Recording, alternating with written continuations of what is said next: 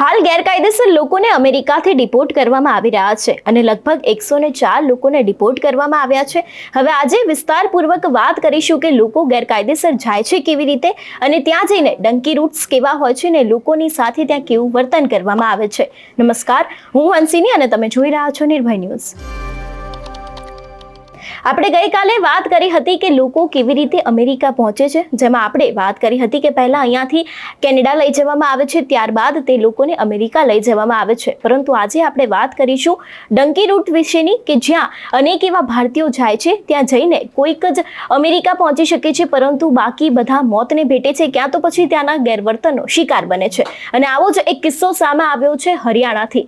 હરિયાણાના જે એક યુવક છે તેમને અમેરિકન ડ્રીમને પૂરું કરવા માટે ડંકી રૂટ પર ચાલવાનો પ્રયાસ કર્યો હતો ને તે જ વખતે તેમને તેમનો જીવ ગુમાવ્યો છે। જ્યારે તે યુએસ સરહદની નજીક પહોંચ્યા ત્યારે તે ત્યાંના જે ડેન્કેરો હોય છે, તેને ડેન્કેરો કહેવામાં આવતો હોય છે, તે લોકોએ તેને ગોળી મારી દીધી હતી। ડેન્કેરો તેની પાસેથી વધુ પૈસા માંગી રહ્યા હતા અને અમેરિકામાંથી 104 ભારતીયને બળજબરીપૂર્વક દેશ નિકાલ કર્યા બાદ પરિવારે તેના પુત્રના મૃતદેહનો વિડીયો ડંકી રૂટ પર પડેલો બતાવવામાં આવ્યો હતો। પિતા અને તેના ભાઈએ એમ પણ કહ્યું હતું કે સોશિયલ મીડિયા પરથી અમને ખબર પડી કે તેની હત્યા કરવામાં આવી છે અને તે જોઈને તેમના પરિવારવાળા છે તે તેને ઓળખી પણ નહોતા શક્યા, કારણ કે એક સોશિયલ મીડિયાના વિડીયોના આધારે તેના પરિવારને ખબર પડે છે કે અમારો પુત્ર હવે રહ્યો નથી। જેમ કે એના ભાઈએ પણ કીધું એ પ્રમાણે કે અમે સોશિયલ મીડિયામાં વિડીયો જોયો હતો ને તે બાદ અમને ધ્યાન આવ્યું કે હવે અમારો ભાઈ છે તે રહ્યો નથી। પરિવારે વધુમાં એમ પણ જણાવ્યું હતું કે જ્યારે તેમણે ડંકી રૂટથી અમેરિકા ગયેલા યુવાનો સાથે વાતચીત કરી હતી ત્યારે તેમને ખબર પડી કે ત્યાં જેટલા પણ લોકો કામ કરતા હોય છે તે લોકોને પૈસા ન મળે તો તે આ જ રીતે અનેક લોકોને ગોળી પણ મારી દેતા હોય છે। જો વાત કરવામાં આવે પનામાના જંગલો વિશેની તો ત્યાં પણ પોલીસ આવતી નથી અને આવા લોકોના મૃતદેહ પણ ત્યાં જ પડેલા હોય છે અને તે બાદ તે હાડપિંજરમાં ફેરવાઈ જાય છે।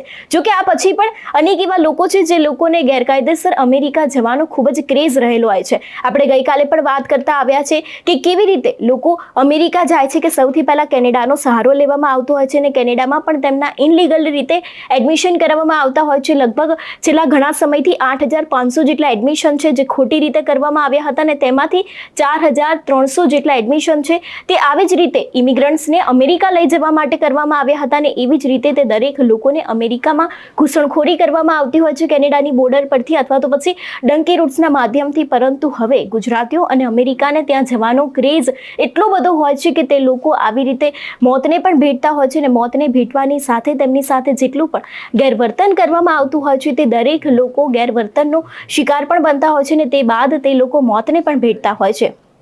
જો અત્યારના અમેરિકાની વાત કરવામાં આવે તો અમેરિકામાંથી લગભગ 104 ભારતીયોને ડિપોર્ટ કરવામાં આવ્યા છે અને આની અંદર 33 જેટલા ગુજરાતીઓનો પણ સમાવેશ કરવામાં આવ્યો છે। જો ગુજરાતીઓ છે તે તો અત્યારે પોતાના વતન પહોંચી ગયા છે, પરંતુ ભારતીય લોકો સાથે પણ ત્યાં ખૂબ જ ગેરવર્તન કરવામાં આવ્યું હતું। આપણે ગઈકાલે એક પંજાબના યુવકને પણ સાંભળ્યો હતો, તેમના દ્વારા પણ કહેવામાં આવ્યું હતું કે તેમની સામે ગોળી મારતા લોકોને પણ તેમને જોયા છે અને જે પ્રમાણે આ યુવક મરી ગયા તે પ્રમાણે તેમના પરિવારજનોનું કહેવું છે કે જો તે લોકો ડંકી રૂટમાં જેટલા પણ લોકો કામ કરે છે તે લોકોને પૈસા ન ચૂકવે તો તેને પણ ત્યાંથી મારી નાખવામાં આવે છે અને આવી જ રીતે તે અનેક લોકો આવી રીતે મોતને ભેટતા હોય છે અથવા તો પછી આવી જ રીતે અનેક એવી બાબતનો શિકાર થતા હોય છે।